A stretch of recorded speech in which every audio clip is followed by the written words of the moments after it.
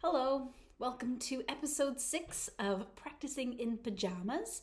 My name is Clara Chandler, the sidewalk cellist, and today we're going to talk all about intonation, playing in tune. So, the first thing is to make sure your instrument is in tune, and if you don't know how to do that by ear, can be a tricky thing to figure out, get yourself a tuning app. Don't get a guitar tuner.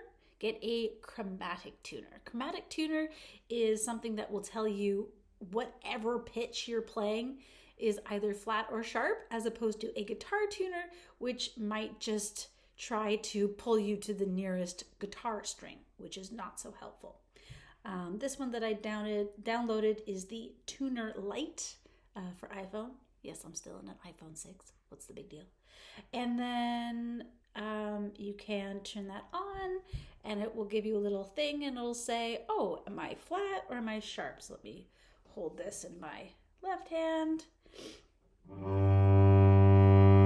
Little green light, so I am in tune. Hurrah. So you can then put this on your music stand in front of you where you can see and do your scales with the Tuner app.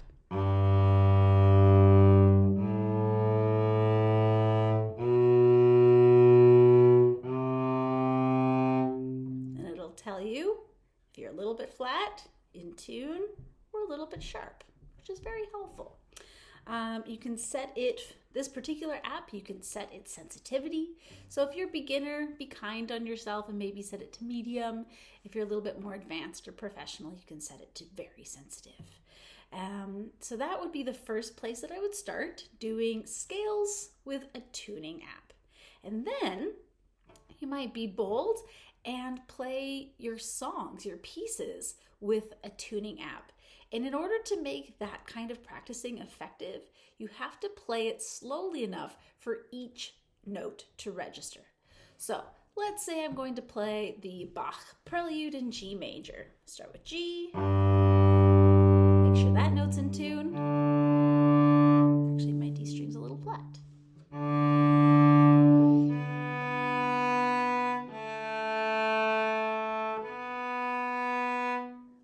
Say you land a note and it's not in tune. If you wiggle your finger and sort of roll your finger from side to side, you might be able to get enough in an adjustment to get that note perfectly in tune.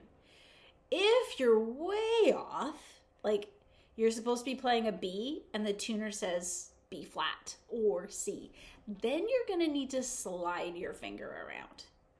So if it's a small adjustment, then try rolling your finger, almost kind of like a vibrato movement.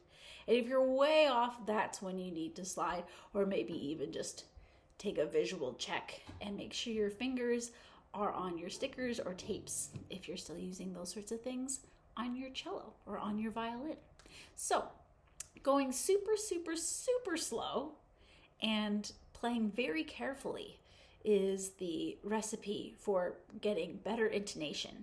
Playing really, really quickly and not really listening and not really checking and not adjusting, that's just going to get you really good at playing out of tune, right? If you practice playing out of tune, you'll get really good practicing playing out of tune.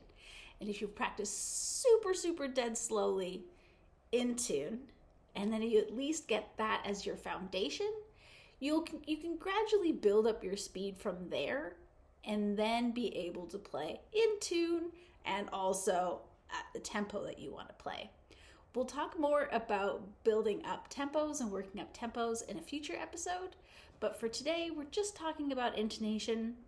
And before I sign off, I'll show you one other app that I like to use, and that is the drone tone tool. I'll leave links to these in the description below. So that looks like this, like a little piano keyboard, and it might sound terrible through my through my mic here. But let's say I'm playing a piece in G major.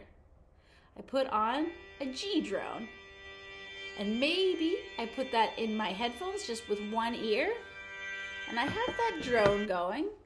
Oh, not B. Come on, buddy. Be a guy. So I hold the G drone and then I play.